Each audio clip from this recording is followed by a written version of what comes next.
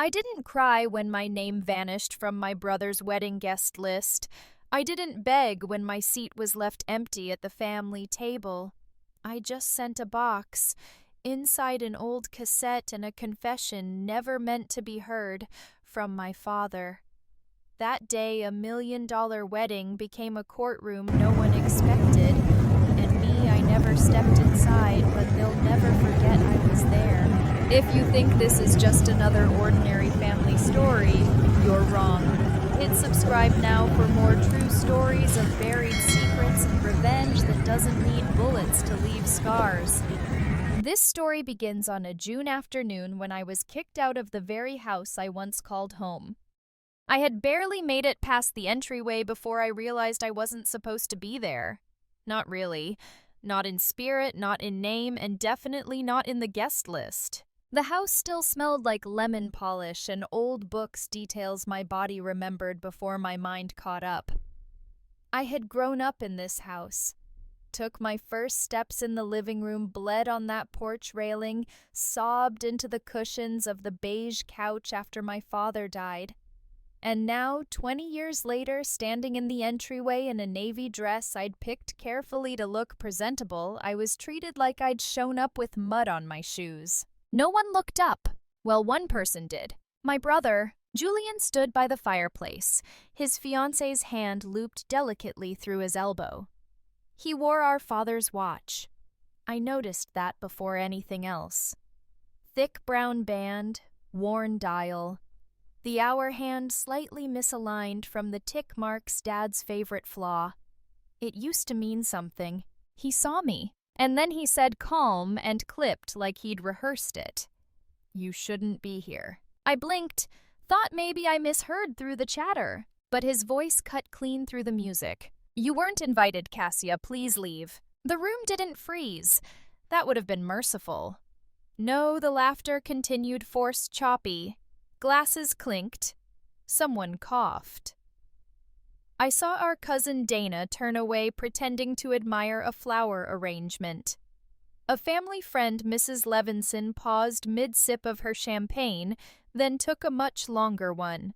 Julian didn't move toward me. His fiancée glanced at me once, gave a smile that could have passed as polite if it didn't look so smug. And my mother, she stood by the hallway, hands clasped, pearls gleaming at her throat.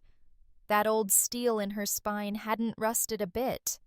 She didn't speak, didn't nod, didn't blink, but her eyes said it all. "Leave, and don't come back." I swallowed down the taste in my mouth, something metallic and sour. I nodded barely.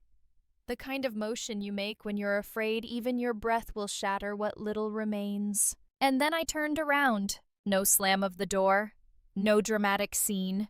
Just my heels pressing back into the old wood floor and the sound of a girl who once lived there walking out like she never had. 2:20 p.m. on a Sunday, the day I became a ghost at my own family's celebration. I stepped out onto the porch and closed the door behind me with both hands slow and controlled. The spring creaked faintly the same way it always had. The air smelled like hyacinths, the same kind I used to plant with my father along the fence. Back when people still said my name with love. I walked to the curb where my car waited. No one followed. No one called after me. And not a single window curtain shifted. As if they'd all decided together pretend she never came. I didn't cry. I didn't even curse. I drove. Through the neighborhood that had once been mine, past the school bus stop, the bakery where Mom used to get my favorite cinnamon twists, past the church that held my father's memorial service with its crooked bell tower and heavy stained glass. I drove home, unzipped the dress slowly, and folded it onto the back of a chair like I might wear it again, like it hadn't become a uniform for the discarded. Then I stood in the middle of my small living room. My heart hadn't slowed yet. It beat like it had somewhere to be. But I didn't. Not anymore. I turned toward the hallway. My breath caught at the third door on the left, the one room I never touched. I hadn't opened it in years. Not since I moved back after my father's death. It still had the scent of him. Still had the echoes. I twisted the knob hard, pounding. The hinges protested, groaning like they didn't want me there. Inside, sunlight filtered through the dust like gold confetti. Everything was preserved: his desk, his record player, the old plaid armchair, the bookshelf with yellowing spines, and against the far wall the cedar trunk, double padlocked. 2 identical brass keys lay in the drawer of my own desk, tucked between expired checks and a dried rose I never explained. I'd kept them year after year for a door I wasn't ready to open. But now it was the only door left. 6:40 p.m. I sat cross-legged on the floor, the keys trembling in my palm. The metal was colder than I remembered. I slid one into the top lock. It turned with resistance, but it turned. The second key fit smoothly. With both latches undone, I paused, my breath loud in the stillness. I lifted the lid. Inside cloth-bound notebooks, a bundle of letters wrapped in twine, and an envelope marked in my father's unmistakable scrawl. For Cassia, only if it comes to this. Beneath it, a small digital recorder, the kind from the early 2000s, bulky and gray. I pressed play, a beat of static. Then, my girl, if you're hearing this, they've tried to erase you. My throat closed. They've tried to bury you in silence, but you come from me. And I don't make daughters who vanish. I couldn't move. I know what your mother did. I know what she's always tried to shape you into. Not enough, not worthy, not wanted. But she was wrong. My hands were shaking now. You are the keeper of this family's truth. And someday they'll need it back whether they want it or not. Click. The recorder stopped. I set it gently on the carpet next to the letter, next to the grief I hadn't unpacked in years. I didn't know what came next. But I knew this. They thought they'd buried me. But I was the seed. I didn't sleep that night. Not really. I laid in bed, listening to the ceiling creak under its own history. The recorder sat on my nightstand, its tiny red light long gone, but its words still echoing. They've tried to erase you. I stared up into the dark, into the corners of my room where moonlight didn't reach, and thought of every dinner table I'd been left out of, every photo frame where my smile had been cropped, every time my mother said, "It's better this way," and meant you don't belong here. And I thought about the day he died. It wasn't sudden in the traditional sense. There were signs. Missed steps, a hand trembling on the doorknob. Slurred words passed off as tiredness. But none of us said anything because he was the strong one, the constant. When he collapsed in the backyard under the weight of his final breath, it wasn't his heart that betrayed him. It was all of ours. Mom moved fast, quicker than grief could catch her. She took over the arrangements, shut down the accounts, said the will hadn't been updated in years. She made phone calls I was never copied on. She cried yes, but only when it served the script. And when Julian, still wet behind the ears with the grief he didn't know how to carry, asked what Dad had left him, Mom placed a hand on his shoulder and said, "Everything. You're the man now." Back then I believed her. Or maybe I just didn't want to fight her. Until now. 9:45 a.m. the next morning. I brewed black coffee, burnt toast on purpose, let the smoke fan across my face. My laptop sat open on the dining table, dusty, slow, like it had been waiting years for this moment. I searched for the law firm Dad always mentioned in passing, the one that handled his will. Caldwell, Barron & True. Their website was basic, obnoxiously serif font, no chat box, no About Us page, just a phone number. I called. A woman with a voice like chamomile answered. "Hi, yes, I'm trying to find information about a will Richard Lanes he passed 9 years ago." I gave her the dates. My name? There was a pause. "Cassia Lane?" she asked, voice neutral. "Yes." More silence. Clicking. The distant whir of office air conditioning. I'm not supposed to confirm contents over the phone, but we did have a client with that name. And her voice lowered. "A package marked for you. It was returned." Returned. Do you know why I asked, though my stomach already knew? She cleared her throat. It was sent twice. Once 3 weeks after his passing. Again 6 months later. Both times it was refused. Signature from a pause. Margaret Lane, my mother. She signed for them, and she sent them back. Every part of me itched. Not anger, not yet. Something colder, like the moment before a storm when the birds go silent and even your breath feels out of place. Is it still there, I asked? Another pause. It is. We've kept it in our client hold archive marked unresolved. You're listed as sole beneficiary in the updated codicil. I'm sorry, I said. Did you say sole? Yes, she replied. Your brother was omitted, explicitly. I blinked hard. Can I come get it? She paused again. Then you'll need to show ID and Cassia. Yeah, maybe bring someone with you. It's a lot. I didn't bring anyone. I drove alone. Straight down I-83 until the landscape turned unfamiliar, until the buildings got older, and the trees leaned over the road like they were eavesdropping. The office was in a brick building above a bookstore. I recognized the name stenciled in gold on the glass, Caldwell, Barron and True. The receptionist was younger than I expected. Freckles. Black nails. She handed me a slim envelope sealed and yellowed at the corners, and a key. He left this too, she said. The envelope weighed next to nothing, but in my hands it felt like an anchor. I didn't open it there. Not in that sterile waiting room, not under the eyes of strangers. I drove home, placed the envelope on my kitchen table, and stared at it until the streetlights turned on outside. Then I opened it, a single page. My father's handwriting, slanted, impatient, unmistakable. Cassia. If this finds you, then they've already tried to erase you. That means they're afraid of what you remember, or maybe of what you'll become. The will they showed you isn't the real one. The real one is in the safe behind the panel in my office.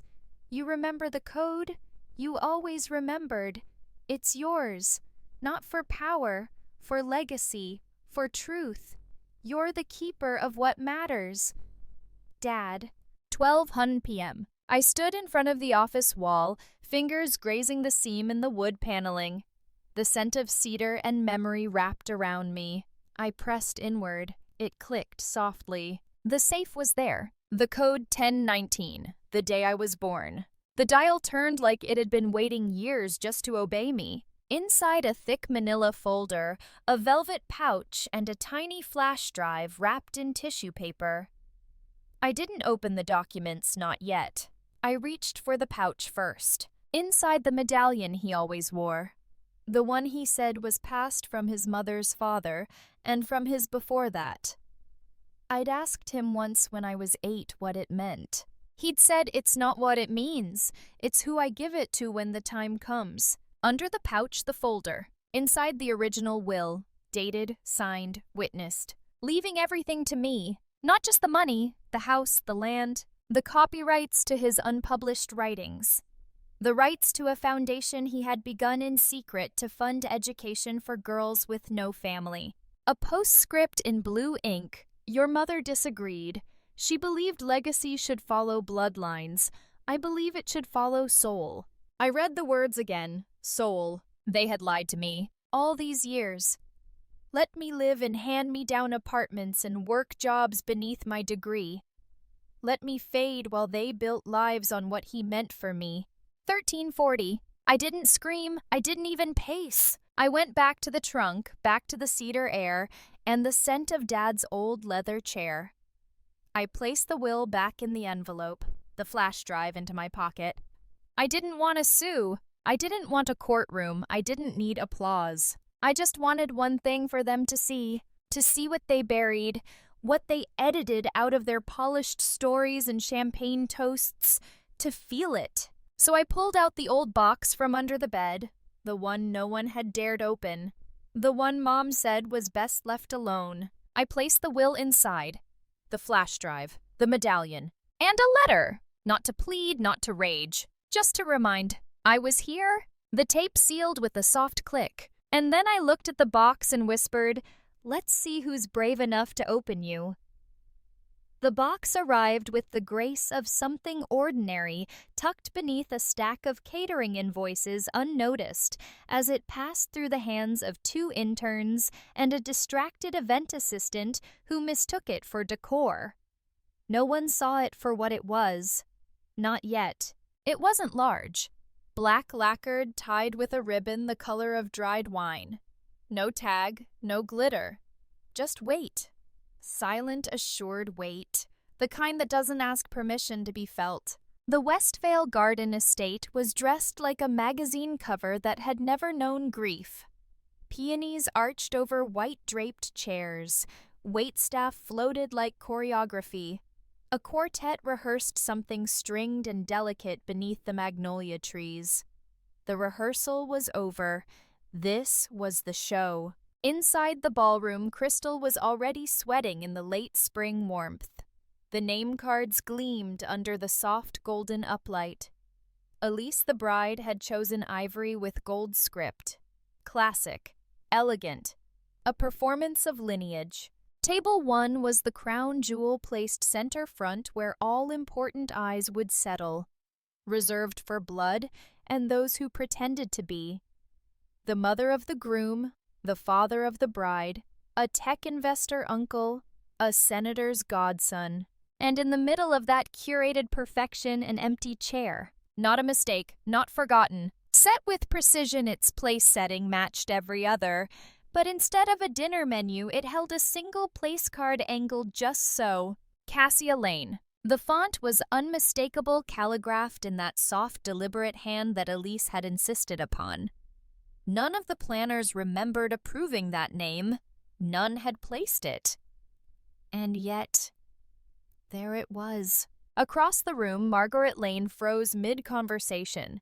Her wine, half drunk, quivered slightly in her hand. The color drained from her lips. She crossed the room like someone walking through wet paint. Slow, careful, pretending it was nothing. But her breath betrayed her. Tight. Shallow. She reached the chair, looked at the name. The box waited beneath it, not screaming, just being. She bent slightly stiff with resistance and lifted it. Cradled it. Touched the ribbon like it might sting. Her fingers trembled for the first time in years. She didn't open it. She knew. A woman like Margaret Lane doesn't fear scandal. She manufactures it, controls it. But this was something older, deeper. The shape of a ghost returning with a ledger. "Who delivered this?" she whispered to no one. Her voice cracked like china. The event coordinator approached, breathless. "Ma'am, it arrived per courier. Marked for placement at this table. Signed for by..." She paused, reading from a slip, Margaret Lane. Margaret's jaw tightened. "I did no such thing." The coordinator blinked. "But it's your signature." The box trembled slightly in her grip. Margaret turned her back to the guests as if shielding them from a virus. "Don't speak of this again. Understand." The coordinator nodded, vanished into the walls like good help is trained to do. Margaret sat back down slowly, placing the box on the floor under the chair. Her breathing never recovered. She reached for her water. She didn't sip. Julian noticed. Across the table, mid-toast, his eyes flicked to the space beside him. The seat that should have been empty in more than just name. The card. The untouched silverware. His fingers curled around the stem of his glass. "Elise," he said low. "Did you see?" "I saw," she answered without looking at him. She sipped. Composed. But her lips were pale, drawn too tight over her teeth. "Was it you?" He didn't answer. She set the glass down with care, the kind that comes before something shatters. "Don't ruin today," she whispered. He didn't. But the day had already been marked. The chair was not filled, but it was seen. People began to ask quietly, "Is that her name?" "She's here?" "No, she wasn't invited, was she? I heard there was a falling out." "Didn't she live abroad? Didn't she disappear?" Rumor moves differently when there's a void. It doesn't walk. It seeps.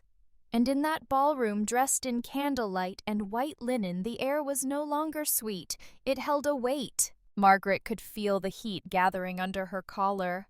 Her pearls suddenly too tight, her skin too exposed. She shifted her shoulders, glanced around the room. Her face held a politician's smile, but her eyes were screaming. She stood again, looked down at the box under the chair. But still she didn't open it, because she didn't need to. There are things a woman like her locks away so long, so deep, she believes they've rotted into dust. But dust doesn't disappear. Dust waits for light. And right now, under that chair, under that spotlight, with 178 guests watching out of the corners of their eyes, something old had returned, something she told herself would never matter again. But it did. Julian stood now, hand resting on the back of the chair like he was about to introduce someone. But no one sat, and he didn't speak. He looked down at the name card, his sister's name, in print, in place, like it belonged there all along. He didn't touch it, but he didn't look away. The quartet struck up a waltz. People clapped politely. Couples drifted to the floor. But table 1 stayed seated. No one laughed. No one toasted. No one mentioned the box. But no one forgot it either. And outside the ballroom, beyond the gardens, past the estate gate and the gravel drive, I sat on a bench in the county arboretum, a place Dad used to bring me when I was too sad to speak. I didn't bring a phone, didn't scroll, didn't watch. I just sat, breathing, watching the sunlight stretch across the lilacs, warm and certain. And I knew without seeing that they were finally doing what they never had the courage to. They were noticing the space I left behind. It wasn't supposed to be touched. That was the unspoken rule surrounding the box.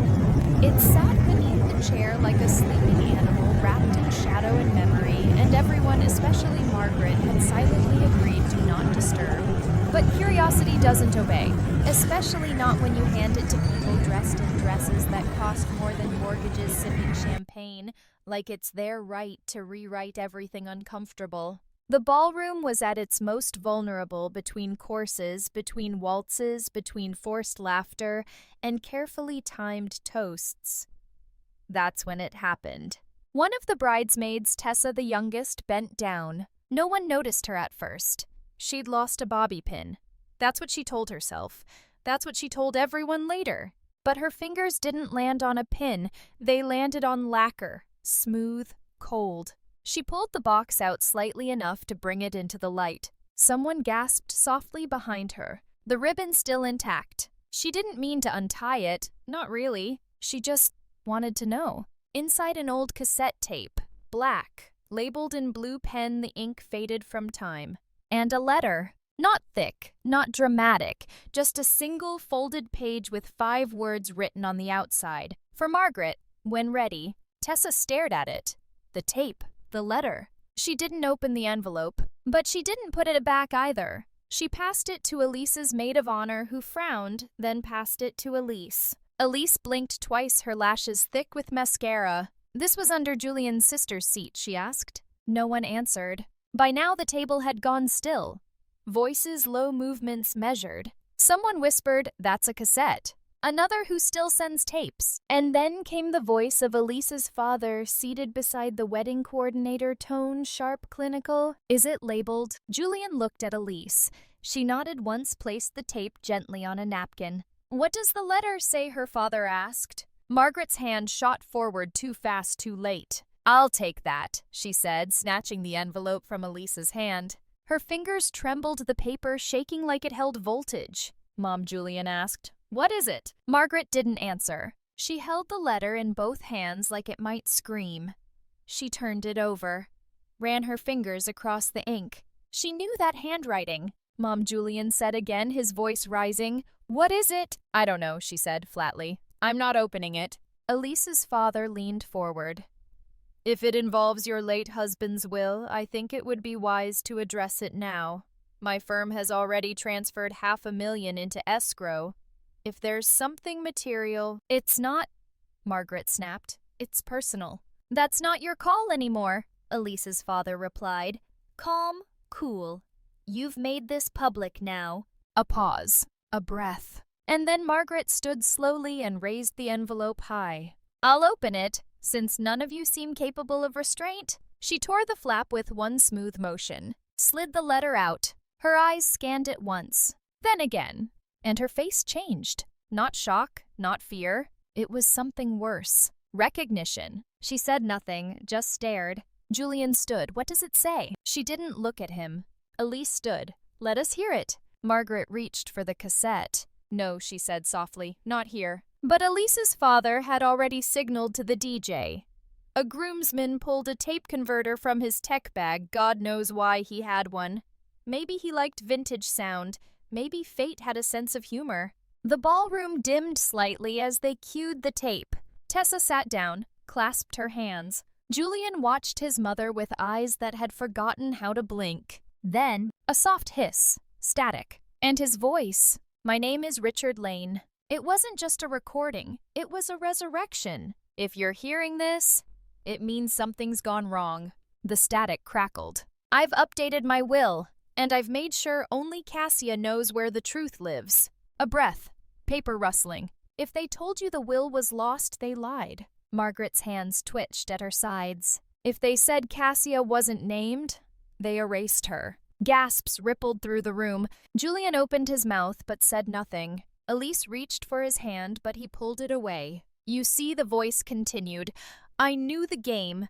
I knew the inheritance would be contested, that Margaret would try to protect the family image. But legacy doesn't belong to image. It belongs to truth. A low murmur rose from the guests. Forks paused mid-air. Waitstaff stopped mid-step. Even the chandeliers seemed quieter. I left everything to Cassia. Not because she's better, not because Julian isn't my son, but because she never asked for anything. And still carried the weight. Margaret closed her eyes. I told Margaret the day I signed the new papers. Told her I wanted to lift the burden from our daughter's shoulders. She told me I was soft, that Cassia was dramatic. But Margaret always confused silence with strength. A few heads turned toward her now. Somewhere near the dessert table, someone whispered, Is this real? The voice paused. Then, if Cassia is gone from this room, it's because you pushed her out. And if she left this tape, it's because she still hoped you might want to see the truth, even if it shattered your mirrors. And then silence. No click, no rewind, just an absence. Like breath held too long. Then came the laughter, nervous, unsure, from one corner of the room. It died quickly, because the message hadn't ended with rage. It ended with something worse. Clarity. Margaret stepped back. The tape still spun, clicking faintly at the end of its reel, like a clock ticking down the moments left in her carefully crafted lie. Elise turned to her father. Did we sign anything that assumes Julian's inheritance? We'll need to review, he said. Julian just stared. At the cassette. At his mother. At the chair. The chair that had always belonged to someone they chose not to see. Until now. The reel clicked to a stop, but the room didn't breathe. Not yet. Margaret moved first. Her hand shot out fast, sharp, and yanked the cassette from the player with a snap so loud it could have been mistaken for a slap. The plastic whined under her grip. She looked around the room like a hunted animal who still thought she could bluff her way out. Enough, she said, voice brittle. This has gone far enough. But her authority had holes now. The kind that no designer gown or family name could patch. Turn off the music, she hissed to the coordinator. The quartet stopped mid-bar. Violin strings trembled, bows still held in the air. A waitress carrying a tray of miniature tiramisu faltered, then froze. Ladies and gentlemen, Margaret said, her voice rising as she turned to the guests. Please accept my apologies. Clearly someone not present has chosen to manipulate this moment. We will not entertain further interruptions. But she was already too late. In the back of the room, a teenager in a blue suit raised his phone. The tape was still playing from his recording. My daughter Cassia. The voice continued, grainy but resolute, is not perfect, but she is honest. She is constant. And she has carried this family longer than any of you cared to notice. The guests turned like sunflowers, not toward the speaker, but toward the contradiction. Phones were being pulled out now, not for photos, for evidence. Margaret's hands clenched. She lunged for the boy's phone. Delete it! He stepped back wide-eyed. His father placed a hand on his shoulder. Don't you touch him. I won't have this circus, she snapped. Julian stood. That stopped her. He didn't speak. Not right away. Just looked at her. His mother. A woman he thought he understood now cracking in real time like a painting left in the rain. You told me Dad never changed his will, he said quietly. Her nostrils flared. He didn't. Julian nodded once slowly, then held up his phone. A contact name glowed on the screen, Cassia. He pressed call. Margaret's face twisted. Don't you? But the phone rang and then, hello. Cassia's voice was calm. Too calm. Julian didn't answer. Just turned the speaker on. I figured someone would call eventually, she said. Cassia Margaret snapped. You have no right. I have every right, Cassia replied. You just spent 10 years pretending I didn't. There was a pause. The kind of silence that isn't empty, it's full of everything unsaid. I didn't come to ruin your night, Cassia continued. I came to remind you I exist. Margaret's lips parted, but no sound came. And I don't need you to love me, Mother. I just need you to admit what you did. The guests leaned in. No one chewed, no one blinked. Margaret swallowed hard. This isn't love, this is spite. Cassia's voice didn't waver. No.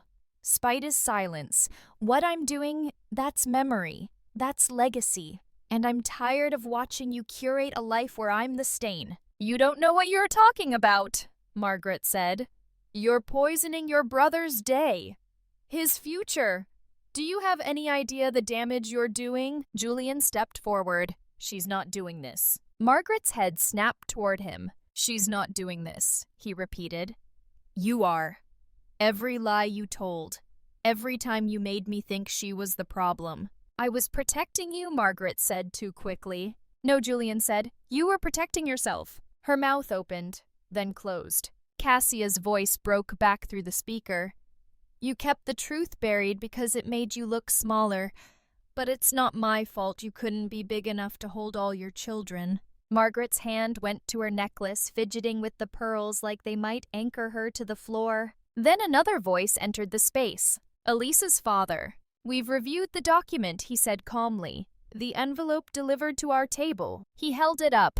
Contains a notarized copy of Richard Lane's final will. Dated, signed, and witnessed. He turned to Margaret. And unless you intend to contest this with legal representation, your authority over this estate ends now. The room, if possible, went even stiller. Margaret's eyes narrowed, shifting between Julian, the guests, and the envelope.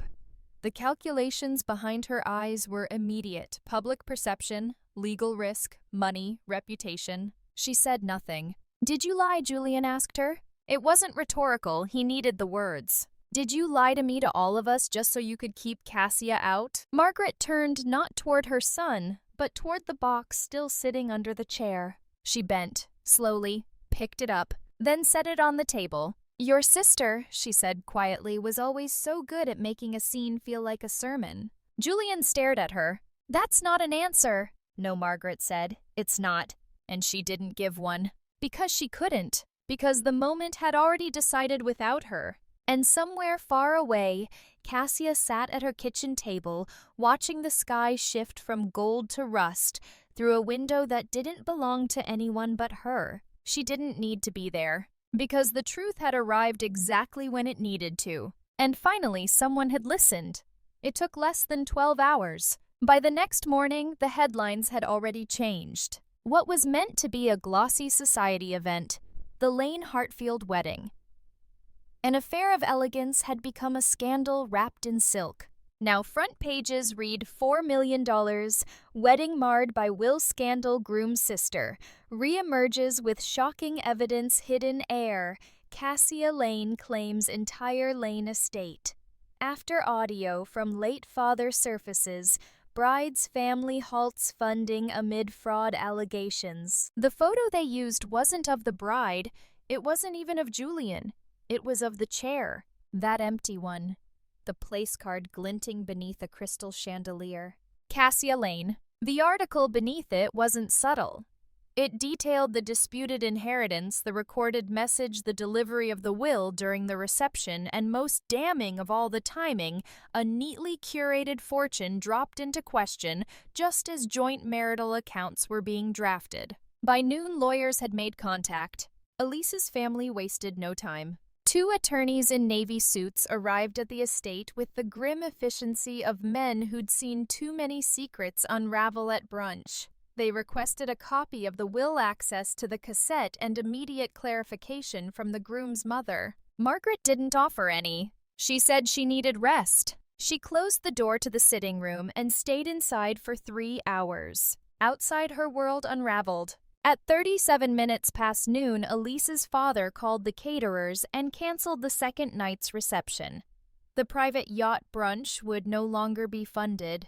The ice sculpture scheduled to arrive that evening never left the warehouse. The floral wall, costing $12,000, was disassembled in silence. And in the ballroom, guests began whispering like mourners. She forged it. She blocked the delivery. Is she going to be arrested? I heard the sister lived in hiding.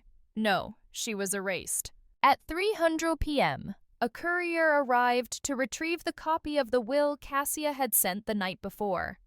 A second lawyer followed, requesting the original audio to authenticate voice patterns. At 3:18 p.m., the results came in. The handwriting matched Richard Lane's verified samples.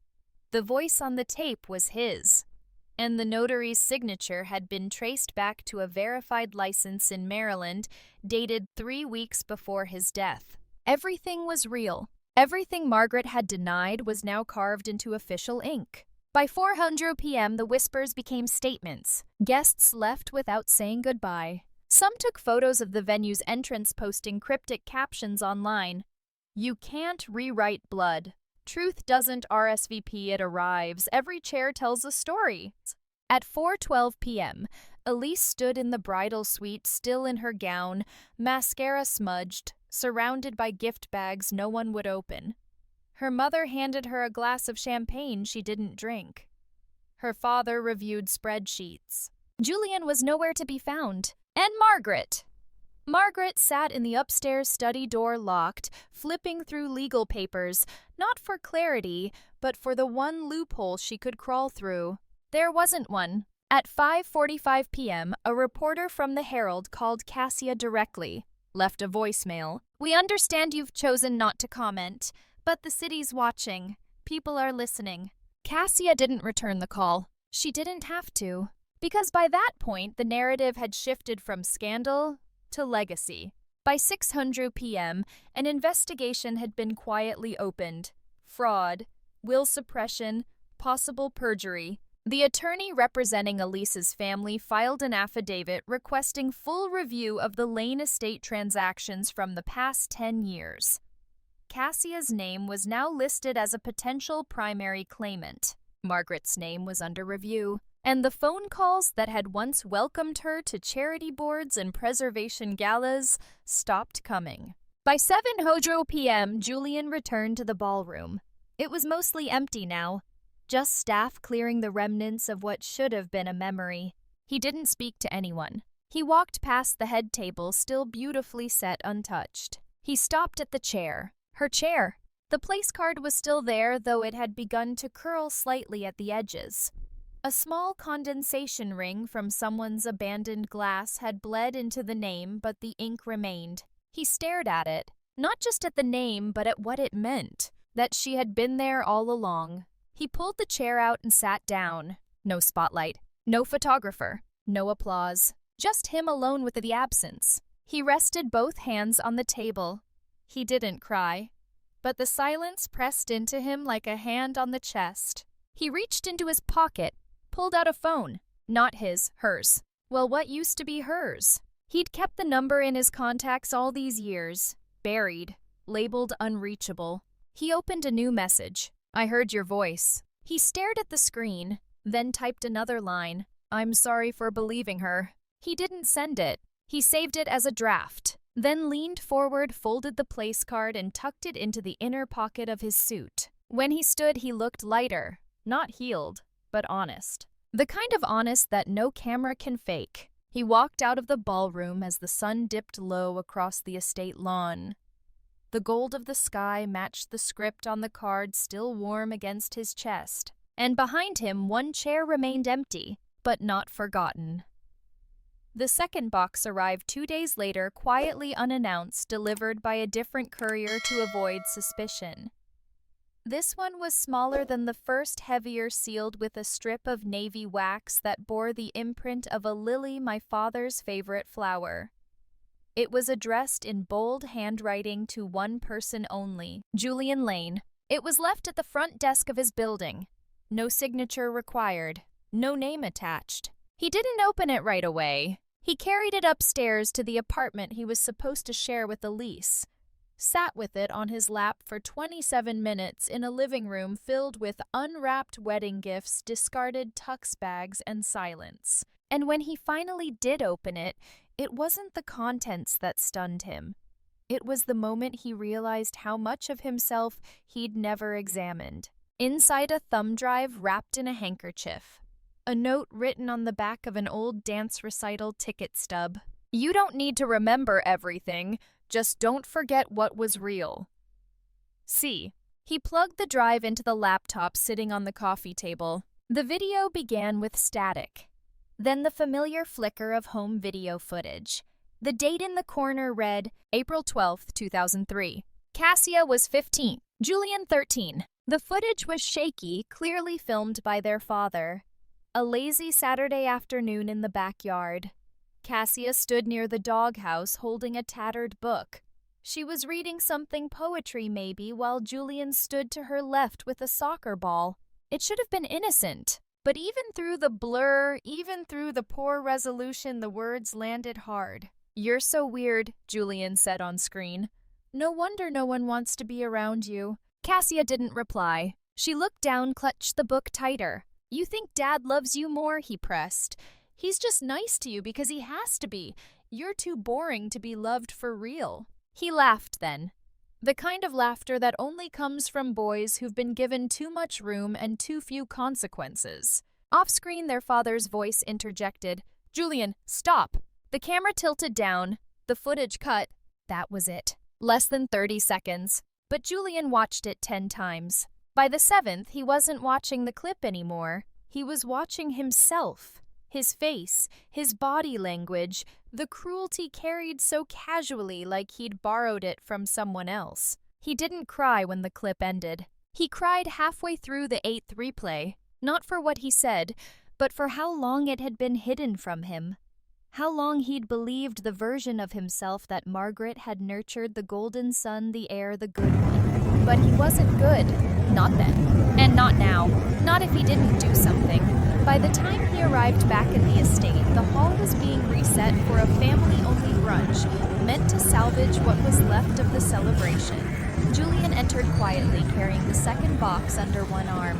The guests all pared down to the closest circle turned. Margaret stood near the mimosa bar, visibly thinner than she'd been just days before. Her pearls had been replaced by a scarf. Her drink remained untouched. Elise was seated alone at the far table, a coffee cup resting between her hands. Her dress was pale blue, but her face looked colorless. Julian walked to the center of the room. He didn't speak for a moment. He set the box on the table next to the floral centerpiece, then pulled out the note, held it up. "This is the last thing my sister sent me," he said, his voice not loud but clear. People froze. He looked around the room. "I thought this was about a will," he continued, "about who gets what, who lied, who told the truth. But it's not." He held up the flash drive. "It's about the story we told ourselves." He paused. "About me." Elise stood slowly. "Julian," she started. He turned to her gently. "I can't marry you." The room inhaled. "I can't marry you," he repeated, "because I don't want to start something sacred, built on something spoiled." Elise's face shifted, first confusion, then realization. "This isn't about you," he added. "You didn't lie, but I did.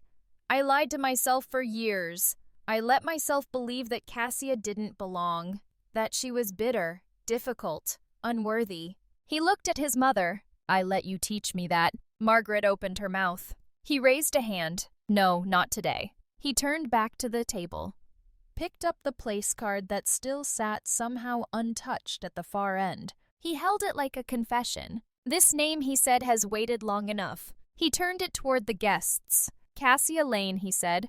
My sister, the real cornerstone of everything you celebrated yesterday. He swallowed hard. She raised me more than my mother did. She sacrificed more than I ever noticed. And she was erased because the truth was inconvenient. He turned to Elise, his voice quieter now. I care about you. I do. But if I marry you today, I'll be telling the world that I'm okay living a lie. He took a breath. And I'm not. There was no dramatic exit. No running. He just placed the card down, took off his boutonniere, and walked toward the exit. Behind him, silence rippled across the room. Then, a thud. Margaret collapsed against the side of the bar, her drink toppling as she fell. Two guests rushed to catch her, but Julian didn't turn back. He exited through the side doors into the garden that had been prepped for champagne photos and formal smiles. The air smelled like wilting roses and soil just beginning to rot beneath the heat. He stopped beneath the arch where he and Elise were meant to take their first photos as husband and wife. He looked up into the sky, not searching, just letting go, because for the first time in years he could feel it, something pulling free from his chest. Shame, grief, the version of himself he no longer recognized. And somewhere else, Cassia sat in the corner of a tiny cafe with a paper cup and a secondhand coat, reading about the aftermath on someone else's screen. She didn't smile, but she closed her eyes and let herself breathe. It started with a hashtag, not from Cassia, not from anyone she knew, but from a stranger, one of the guests at the wedding who'd filmed a brief clip of the speech Julian gave before walking out. The video had shaky hands, muffled audio, but it captured the final line crystal clear. This name has waited long enough. Below the video, the caption read, "Who is Cassia?" And the comment section exploded. Within hours, other guests added fragments. Photos of the empty chair, a close-up of the place card curling slightly at the edges, a blurry screenshot of the old cassette player sitting next to a forgotten mimosa. Then came the quotes, "You don't get to keep their silence like a trophy." Sometimes the loudest voice in the room is the one that wasn't invited. Legacy doesn't belong to image, it belongs to truth. By morning, the empty chair was trending in 3 cities. People didn't know the full story, but they knew the shape of it, the ache of it, the shadow. Because it wasn't just about Cassia anymore. It was about all the daughters who were made invisible, all the siblings erased from holiday cards, all the family secrets stitched shut under monogrammed napkins and champagne laughter. Screens lit up with debates with solidarity with fire. I was Cassia. My mom said I wasn't welcome at my brother's graduation because I was too intense. They cropped me out of the family photo, literally. And then someone found it. An old video on a tiny nonprofit's YouTube channel. 5 years ago. Low views, poor lighting. Cassia sitting cross-legged on a folding chair speaking to a group of teenage girls in a church basement with yellowed linoleum floors. The title, "To the Girls Who Weren't Picked." She didn't speak loudly. She didn't perform. She just talked. "I used to think that if I stayed quiet, I'd be invited back," she said. That if I was helpful enough, invisible enough, someone would finally say I belonged. But silence doesn't earn you a seat. It just trains them to forget you were standing. That clip, just 60 seconds, went viral. By noon, it had over 2 million views. Influencers shared it. Activists reposted it. Former classmates wrote awkward apologies in comment threads. And somewhere in the noise, a woman named Mia sent Cassia a message. "I haven't spoken to my daughter in 3 years because my mother told me she was too much. I see now. I see what I did. Thank you for helping me hear her without her having to scream." Requests started coming in. Podcast invites, panel discussions, feature articles. But Cassia didn't respond. Not at first. She walked the dog in silence. watered her tomato plants, sat in the same cafe every morning reading the newspaper like nothing was changing because for her nothing really was. She hadn't asked for this. She'd only asked to be remembered. But the remembering had come like a tidal wave. By midweek, a journalist from the Republic Post, not local but national, found her. Tracked her down in the garden of the shelter where she worked. He was polite, careful. Ms. Lane. She didn't look up from where she knelt, her gloves still damp with soil. Yes, he introduced himself, mentioned the wedding, the will, the footage, the silence. "I'm not here to take anything from you," he said. "Just one question." She stood slowly, wiped her hands on her apron. He pulled out his recorder, but she shook her head. "No devices, just talk." He nodded. "Why didn't you come to the wedding?" She looked at him. Not defensive, not fragile. "Just steady." Because she said sometimes the most powerful presence in a room is the one they tried hardest to erase. He didn't speak. And sometimes she continued, her voice low, but unwavering. "The chair you don't sit in says more than anything you could stand up and shout." He swallowed. "May I quote that?" Cassia smiled, but it didn't quite reach her eyes. "You already have." He left 10 minutes later, not with a story, but with a truth. And across the country, people kept posting, kept talking. Not about Cassia exactly, but through her. One woman wrote, "My daughter hasn't been home in 8 years. After hearing Cassia's words, I called her, just to listen. A father posted, "I asked my son today if I've ever made him feel unseen. He didn't say anything. He just cried. I did too." Cassia didn't read them all, but she read enough to know the silence she'd carried like a punishment had finally cracked. Not to hurt, but to release. And that night, she stood at the edge of the community garden, watching the wind move through the rosemary bushes, thinking about how far sound can travel when you stop trying to make it pretty. She didn't plan to speak on TV. She didn't want a book deal. But she picked up her old camcorder, the same one her father had used, the one still stained with years of grief and memory, and whispered into it, "I was not lost. I was hidden. There's a difference. One is by choice. The other is by design." And the red light blinked steady, just like her. The letter came in a government envelope, thick, embossed, humorless.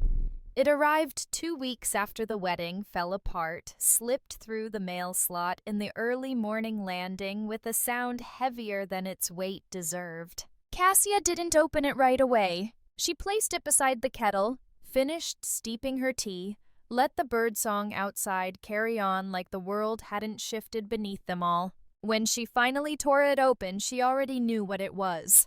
An official notice. Margaret Lane. Her mother was being formally investigated for will suppression document fraud and misrepresentation of estate holdings. The affidavit was dry, but the subtext rang loud and personal. She had lied, on paper, under oath, to the government, to the family, to her children. There would be hearings, possibly charges. Cassia wasn't named as a plaintiff, she hadn't pressed charges, but the truth had found its way through the cracks, and now it stood tall, documented in typeface and legal reference codes. Cassia folded the notice and slid it into a manila folder with quiet precision. Not with satisfaction, not even with anger, just the kind of breathless clarity that follows a storm. Later that day, she opened her laptop and found a new email waiting. From Julian Lane, subject, "If you'll read this. Cass, I've started writing this a dozen times. I keep erasing it, trying to find a better way. There isn't one. What I said at the wedding wasn't enough. What I didn't say before that, even worse. You didn't deserve what happened to you. Not when we were kids. Not from Mom. Not from me. I think about that day in the backyard, what I said, how I laughed, and I feel sick. You were right about the silence. I didn't speak up because it was easier not to. I let her shape our story. I let her erase you. I can't undo it. But if there's any version of a future where I can start again with you, with who I should have been, I'd like to find it. No pressure, just hope. Jay." She read it once, then again. And then she stood, walked over to the drawer she hadn't touched in years, and pulled out a thin rectangular box tied with a faded ribbon. Inside was a wedding invitation. The one her mother had torn in half during an argument 14 years ago, the one she'd called a waste of postage. Cassia had taped it back together, not out of sentiment, but out of a need to prove to herself that something broken could still take up space. She placed the invite into a new envelope, slipped a note inside, no longer needed, nothing left to protect, no signature, just enough weight to speak. She mailed it the next morning, not out of cruelty, out of closure. That evening she sat at the small round table in her kitchen. No centerpiece, no linen, just her a chipped mug and 3 photographs propped against a jar of sugar. Her father smiling in the garden. Julian, 6 years old, missing a tooth, holding a Lego spaceship with pride. And Cassia, 15, sun-drenched, squinting slightly, holding a library book with both hands like it might save her life. She didn't speak to them. She just looked. The silence wasn't empty anymore. It was permission to stay still, to stop performing, to stop trying to claw her way back into a story that was never written with her in it. And for once she didn't ache. She just was. She leaned back in her chair and let the sunlight slip across her shoulders, soft as an apology no longer needed. Cassia didn't plan it to be symbolic. The dinner was meant to be simple: 7 chairs, 1 long table, and a home-cooked meal for the girls at the shelter. Most of them had never sat through a meal that didn't involve shouting rules barked from doorways or eating fast to survive the mood swings of unstable adults. So this night, slow, warm, uninterrupted, was everything. The casserole was halfway gone when Lila, the youngest, pointed toward the empty chair at the head of the table. Did someone not come? Cassia wiped her hands, smiled. No, sweetie, that one's staying empty. Lila blinked. Why? Across the table, some of the older girls stiffened, sensing something unspoken. But Cassia stayed relaxed. Not sad, not bitter. Just clear. That's the chair I leave open, she said, for the version of me who never got a seat when it mattered. I keep it empty to remind myself why I built this table. There was silence for a beat. Then Maya, 14 and brave in bursts, leaned forward. You want me to sit in it? Cassia chuckled soft. No, I want you to build your own someday, with too many chairs to count. Laughter bubbled. Forks clinked. The overhead bulb flickered slightly, but the warmth remained. Later that night, when the girls had gone to bed, Cassia stood at the doorway of the dining room. The plates were cleared, the table still warm with the echo of voices that had once been afraid to be loud. She walked to the head of the table and placed something down on the empty chair, a framed photo. It was the image she had taken from afar that day, the wedding day. A pristine banquet hall, gold-rimmed glasses, white roses, and in the center of the frame, a single chair, untouched, her name written in looping cursive across the back. She'd captured it right before walking away, and now framed it, sat on this new chair like a quiet witness, a full-circle moment. As she turned to leave, a breeze rolled in through the kitchen window. It lifted the corner of the tablecloth, played gently at her sleeve, then passed through the house like a whisper. Cassia didn't look back. She didn't need to. The chair would stay. Not in mourning, not in defiance, but in memory of what had been taken, what had been reclaimed, and the quiet strength it took to choose a table of her own making over a seat at someone else's. And in the quiet that followed, it no longer felt empty. She wrote it in one sitting. No edits, no hesitations, just a single page handwritten, the pen digging in harder with each word. To the one who feels erased, you are not invisible. You are the final chapter they never wanted to turn, to the one that rewrites everything they told themselves was true. You are the silence after the lie. You are the chair they tried to leave empty, and you are still here. CL. Cassia didn't title the letter. She tucked it into the back of her notebook, unsure whether it was a journal entry, a speech, or a goodbye. A month later, it opened her book. The Empty Chair. Truths. Inside Perfect Weddings hit shelves quietly. No launch party, no viral campaign. Just a slow burn passed from hand to hand, discussed in quiet corners of classrooms, shelters, support groups, book clubs full of women who had once swallowed their stories whole. And then it wasn't quiet anymore. Reviewers called it devastatingly necessary. Others called it dangerous. But the people who mattered, those who had once sat in silence, who had once been told to stay invisible, they called it theirs. A year passed. Cassia stood at the edge of a university auditorium. A spotlight cast her silhouette onto the stage backdrop. One woman, one microphone, one message. Behind her, projected larger than life, was that same photo. The empty chair with her name on it, surrounded by people too scared to ask why it was vacant. Cassia didn't reference it. She didn't need to. Her talk that night wasn't about weddings or revenge or even her family.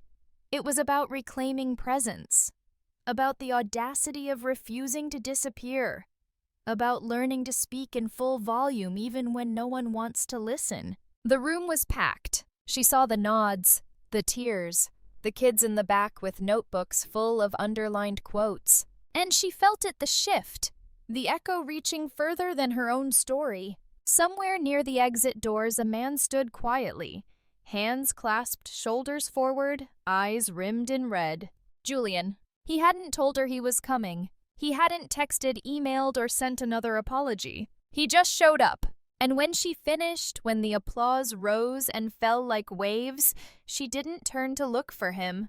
But she knew. She felt the weight of his gaze not as a shadow but as recognition. For the first time, he didn't try to walk past her truth. He stood still in it. And she walked off stage not with vindication, not with triumph, but with peace. The kind that doesn't need an audience. The kind that knows legacy is not what you leave behind for others to inherit. It's what you rescue from being erased. And that sometimes the loudest voice in the room is the one that never needed to shout.